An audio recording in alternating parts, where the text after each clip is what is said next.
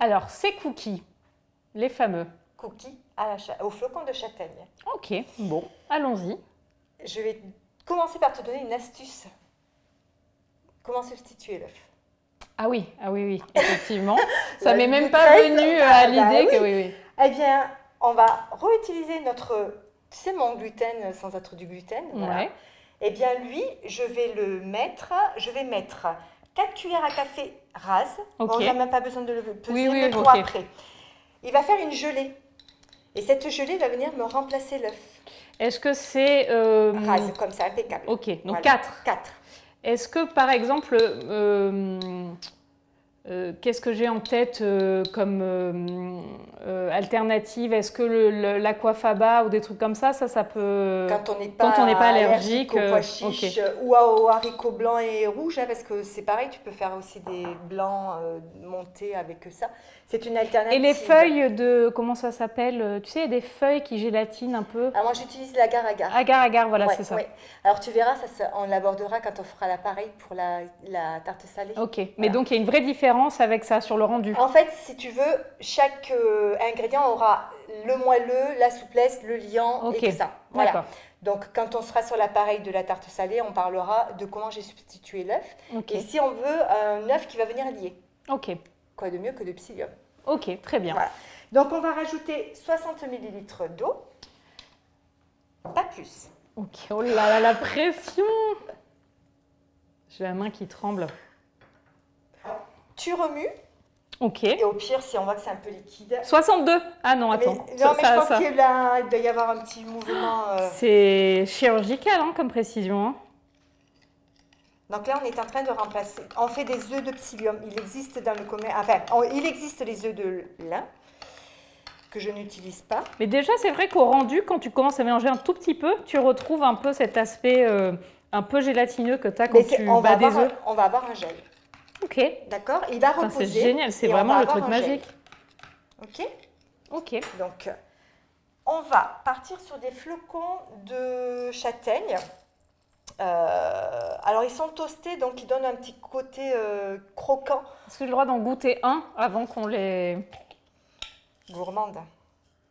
C'est pour voir si on sent la châtaigne. Je suis une férue de châtaigne. J'ai cru comprendre. Pas tant que ça, hein. On sent pas tant la châtaigne, non. Ouais. Mais par contre, on retrouve T'as un croquant. le croquant. Ouais. Alors, si on veut faire cette recette pour des enfants, par exemple, je conseille peut-être de concasser un petit peu les flocons, tu vois, pour qu'elles soient... Parce tu l'as bien senti, il y a le croquant qui était assez présent dans la bouche. Donc, normalement, tu as le poids idéal. On va mettre 100 grammes. Normalement, si tu vides, tu les as. Oui, mais comme j'en ai mangé un et que ça m'a l'air d'être... Ça va nous faire 99, quoi. On va mettre de la farine de riz. On va y mettre 50 grammes. Tu veux une cuillère? C'est bon, voilà. Ouf. Allez, on va mettre... Alors, on peut mettre soit de la poudre à lever, soit du bicarbonate. Il va venir faire gonfler un petit peu. Bicarbonate, ça j'avais déjà fait. Oui, avec du citron un petit peu pour donner le côté gonflant. Alors, poudre à lever, on vérifie toujours qu'il n'y ait pas de blé à l'intérieur. Ok. C'est mentionné. Tu verras qu'ici, c'est marqué. Ok. D'accord? Très bien. Allez, on va en mettre 5 grammes et j'en profite. Ah ouais, là, c'est de plus en plus. C'est la moitié du sachet. C'est de la torture, en fait. Et je vais récupérer mon beurre végétal. Est-ce qu'il faut commencer à mélanger pendant ce temps-là? Ou on attend tout? Non, tu vas attendre. Déjà, regarde si ton œuf commence à faire un petit peu du gel. Oui, en effet. Voilà. Alors là, il va falloir mettre les mains, par contre. Dans ça? Après, oui. Ok, très bien. Non, mais ça me va. Allez. Alors, tout à l'heure, je te parlais de l'huile pour la pâte brisée. Ouais. Donc, qu'il est essentiel quand même de continuer à avoir de la matière grasse. En fait, ce que je dis souvent dans mes ateliers, dans mes cours sans allergène, c'est vraiment, il ne faut pas supprimer, c'est ce qu'on disait déjà tout à l'heure, donc il faut trouver les alternatives. Donc, l'huile pour la pâte, c'est sympa. Et donc, il existe, c'est mon fameux beurre végétal. Okay. Et on va en mettre 80 grammes. Normalement, tu devrais avoir la pointe. Ok. Donc, je commence par quoi une tu bonne... des petits morceaux. Alors, attends, hop, du coup... Ça, Ouais, de toute façon, tire avec les doigts. Tu vas voir, ça colle. Coupe plus petit. Ouais, vas-y, voilà. Hop, bon.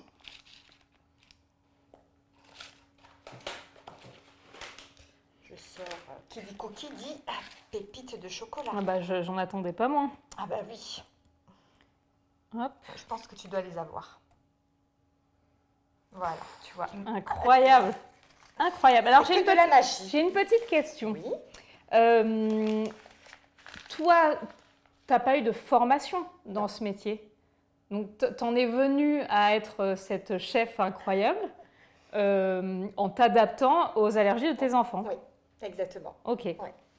En fait, si tu veux, alors, nous, on a découvert, mon fils est né, et à 1 mois, il a commencé à avoir les premiers symptômes. Mais c'était en 2002.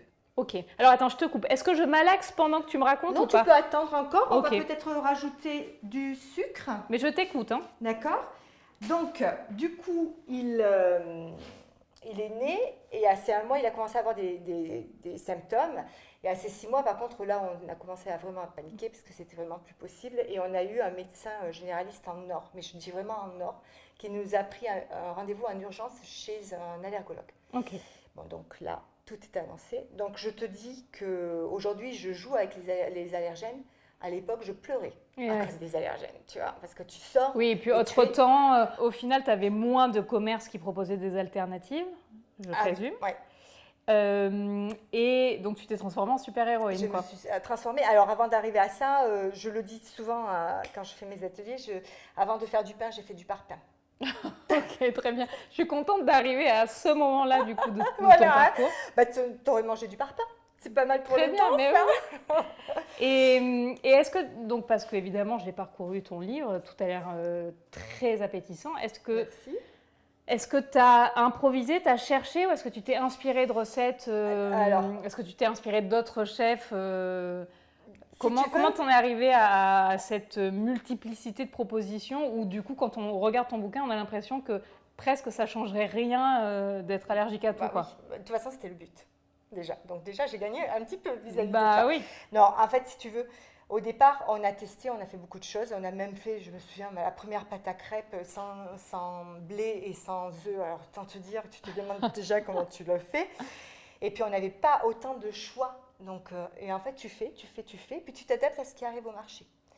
Donc, je vais te laisser verser. Tu peux tout verser parce que c'est OK.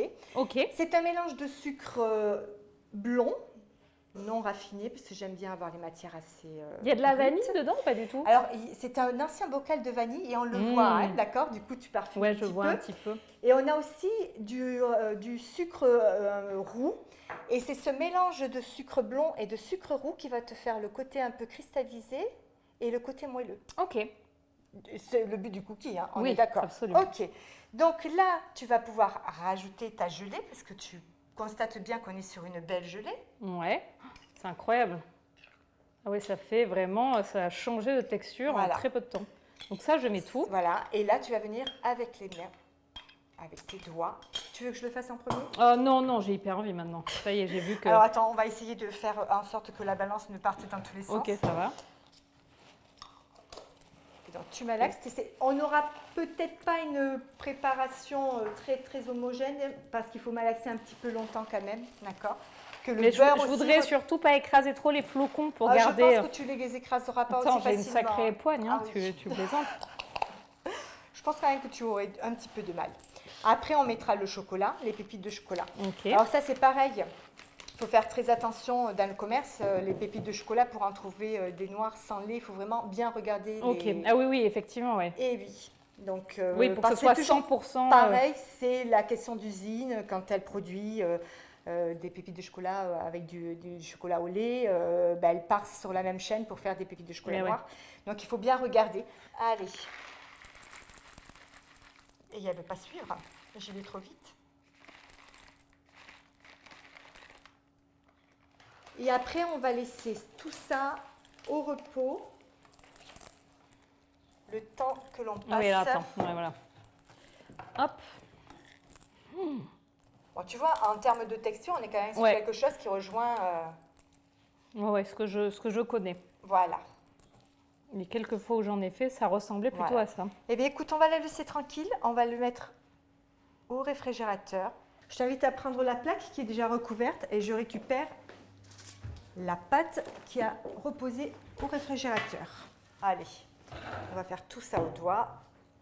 Donc là, on fait quoi? Des petites boules ou carrément On fait des petites boules et comme la pâte est différente d'une pâte classique, tu vas l'aider un petit peu en l'aplatissant. Ok, tu vois. Je regarde ce que tu fais en termes de quantité. Alors la quantité, c'est en fonction des grands gourmands. Ouais, c'est ça. Tu vois. Ok. Et tu écrases un petit peu. Avec le flocon, ça ne va pas forcément beaucoup augmenter. Bon, je ne fais pas aussi bien que toi, mais il faut quoi? Il faut laisser un petit espace comme ça? Ça ne va pas beaucoup s'étaler, t'inquiète pas. D'accord. Voilà. Et après, on les enfournera 30 minutes à 180 degrés. Chaleur tournante. Merci Anaïs et merci Marie pour ce moment de plaisir gustatif. Merci Séverine à toi de m'avoir donné l'occasion de rencontrer Marie. C'était un grand plaisir. Je me suis régalée. Exactement. Et j'en profite aussi pour dire que toutes les recettes que Marie n'a pas eu le temps de faire aujourd'hui, elles sont dans son bouquin et ça donne hyper envie. Donc voilà, je vous conseille, c'est dans les librairies, je vous conseille d'aller jeter un coup d'œil et d'aller l'acheter tout de suite. Voilà. Et n'hésitez pas à partager aussi et à réaliser des ateliers avec Marie, disponibles via Zoom. Exactement. Voilà.